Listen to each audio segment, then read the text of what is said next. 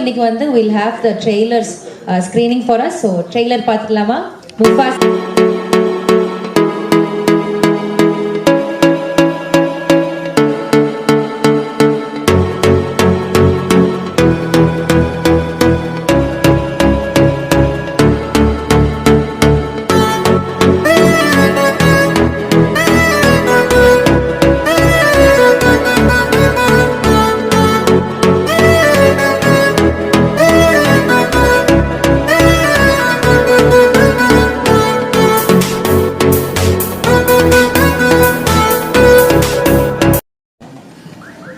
இல்லை first lion கிங்கோட பெரிய fan.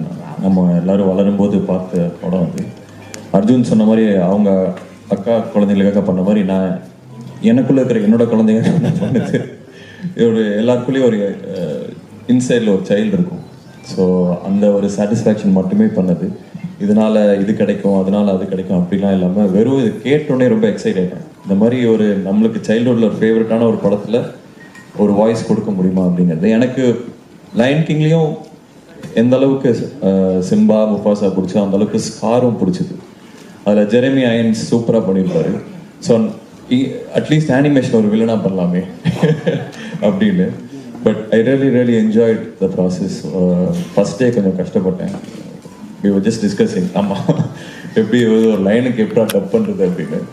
But yeah like he said Vivek made it easier for us. ரொம்ப ஒரு அழகான எக்ஸ்பீரியன்ஸ் அது.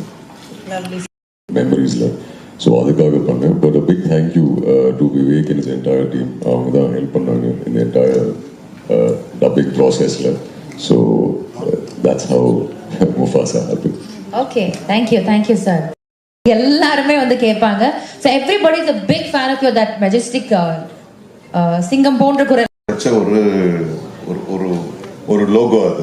ஏன்னா அவங்க தான் ஃபர்ஸ்ட் மிக்கி மவுஸ்ல இருந்து இந்த அனிமேஷன் அந்த இதுவே கொண்டு வராங்க. இப்போ லயன் கிங்ல வந்து முடியல, இப்போ வந்திருக்கு. ஸோ அதில் நாங்கள் எல்லாருமா சேர்ந்து அதுக்கு ஒரு வாய்ஸ் கொடுத்துருக்கோன்றத வந்து இதோட சேர்ந்து எனக்கு ரொம்ப பெருமையாக இருக்கு.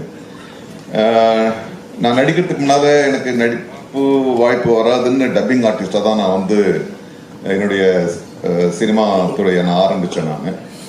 அப்போ நான் ஃபஸ்ட்டு பேசுனதே வந்து ஒரு பாம்புக்கு தான். ஆரூர்தாஸ் அவர்கள் வந்து எங்களையும் வாழ விடுங்கள்னு ஒரு மிருகங்கள் ஒரு இந்த தெருவில் குரங்கு பாம்பெல்லாம் வச்சு விளையாட்டு காமிப்பாங்களே, அவங்க கிட்ட இருந்து இதெல்லாம் தப்பிச்சு போயிடும்.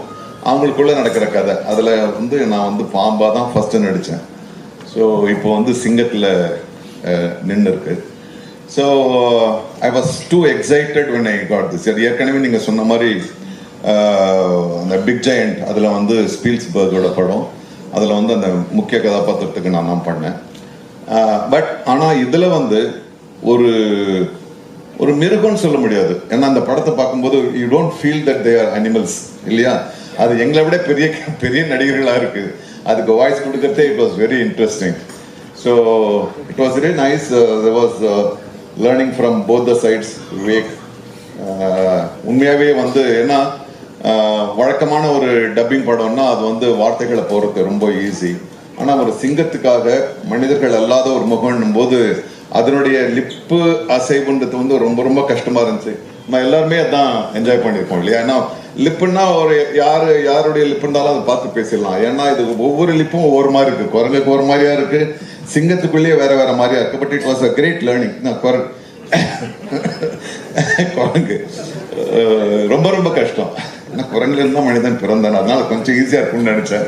Okay, so I am so excited. ஒரே ஒரு நிமிஷம் அதிகமாக இருந்துச்சுன்னா நான் ஒரு முக்கியமான விஷயத்தை அசோக் செல்வனுக்கு தெரியும். I always wanted to theorise the way of acting in Tamil films.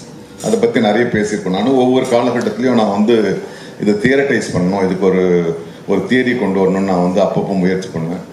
ஏன்னா நான் நடிகன் ஆகும்போது இதெல்லாமே எனக்கு ஹெல்ப் பண்ணிச்சுன்னும் போது ரொம்ப நாளைக்கு முன்னால் வந்து